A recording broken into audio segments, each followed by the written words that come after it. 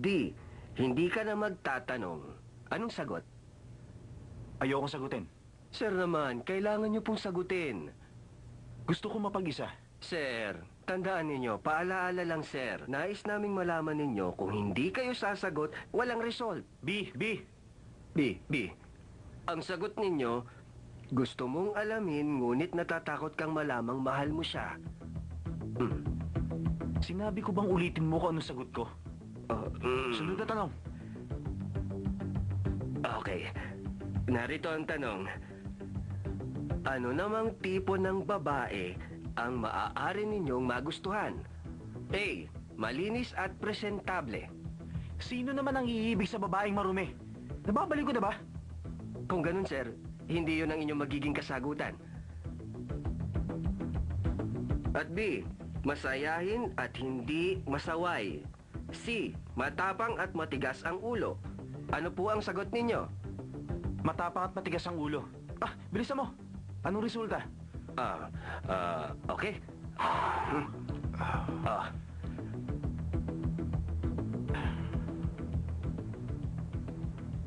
Sir, maaari niyo na po akong tanggalin sa trabaho. Hindi ko po mabasa. Patingin nga! Ay, sir! Kalokohan. Sir! Ay... Naiinis ako sa katangahan mo, matangista! Naiinis ako sa kayabangan mo! Naiinis ako sa buong pagkatao mo! Ikaw ang klase ng taong kinaiinisan ng lahat! Galit ako sa'yo! Ay, sir, wag ka! Para lang malaman niyo, sir. May mga payo nakasulat sa huling pahina. Ang sinasabi rito, dapat kang magsimula sa iyong sarili. Dapat masayahin at lagi nakangiti. Magsuot ng simple at nababagay na damit para maging cute. Ang pakikipagkaibigan ay makakatulong sa panlipunang pakikisalamuha.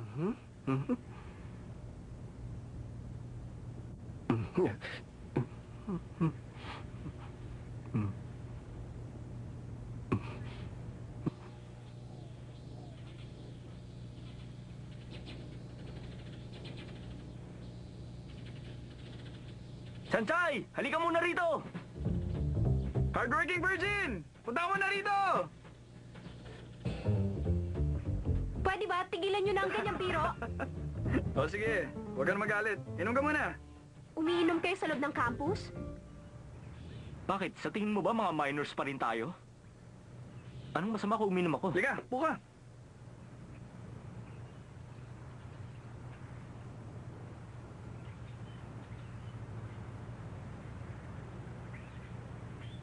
Sige lang, mag-usap lang kayo.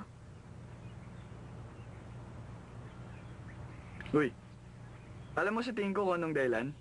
Dahil babalik na si Teng Tanshin. Kaya naman pala kakaiba na yung kinikilos ni Lane nitong mga nakaraang araw. Parang laging wala sa sarili. Sandali lang. Ano naman ang tungkol kina Teng Tanshin at Watchelay? Nagkalat ang kanyang posters kahit saan. Ha? Ano naman ngayon? First love ni Lay si Chin. Simula noong kinder pa lamang sila. Lagi naman tahimik yan si Lay. Ang akala nga natin, autistic siya, di ba? Sa palagay niyo, hindi nga ba? Noong mga bata pa kami, tahimik lang siya. Nakaupo lang siya sa isang sulok habang naglalaro kami. Hindi marunong umiti.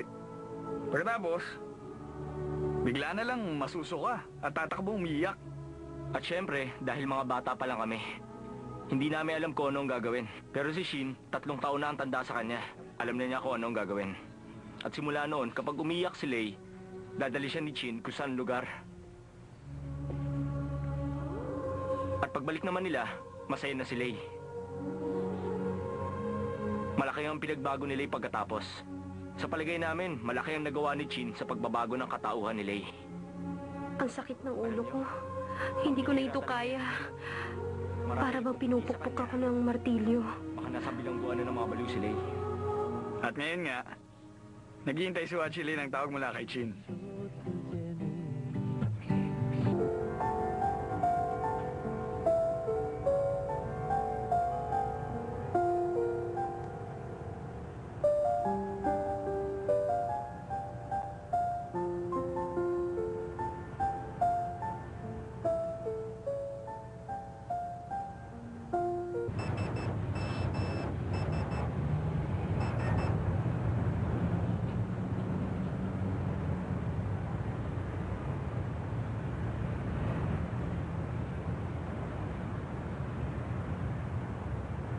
Wachele?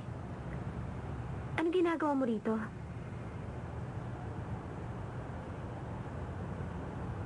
Sansay, ang ganda-ganda mo ngayon. Kakaiba ang itsura mo.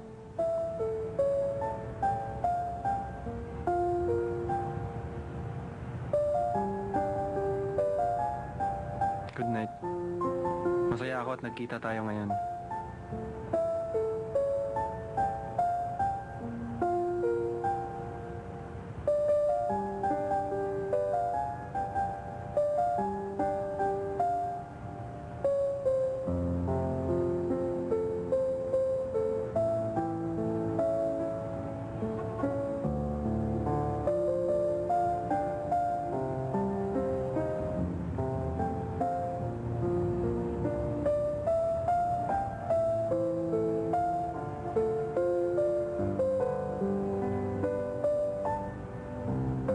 Talaga bang si Wachele yun? Panaginip ba niya? O panaginip ko?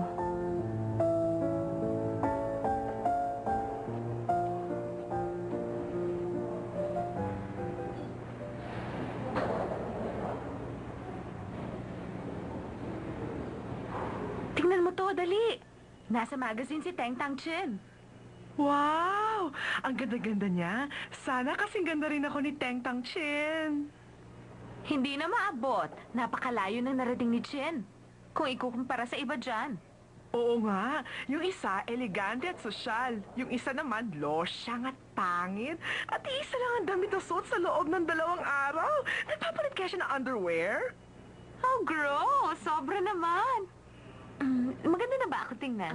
Maganda ang panahon ngayon. Parating na pala, pauwi na pala Hindi dito. maganda ang panahon. Ang ganda nun. Oo, gusto ko siya makita. Oo nga eh. Ano kayang usong makeup niya? Oo nga, oo.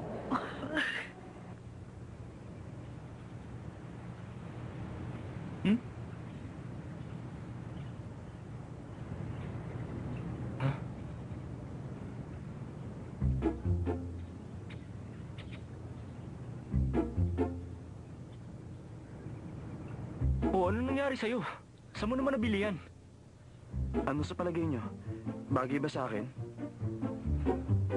Lay, ano masasabi mo?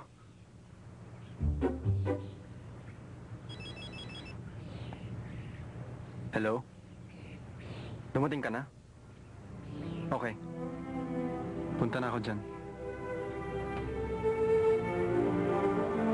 Saan ka pupunta? Dumating na si Chin! Nasaan siya?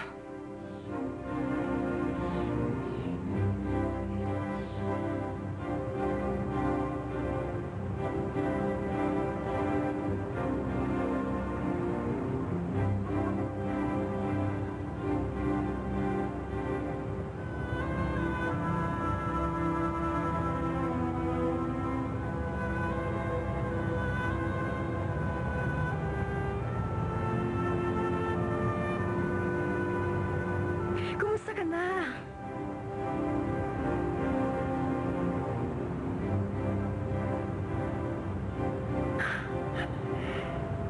Kumusta ka na?